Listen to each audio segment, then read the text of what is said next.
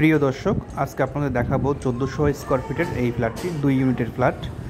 এটি হচ্ছে খুলনা নিরালা আবাসিকে নির্মাণাধীন প্রজেক্ট। 1400 স্কোয়ার ফিটের, প্রতিটা ফ্লোরে 2টা করে ইউনিট রয়েছে, সামনে পিছনে।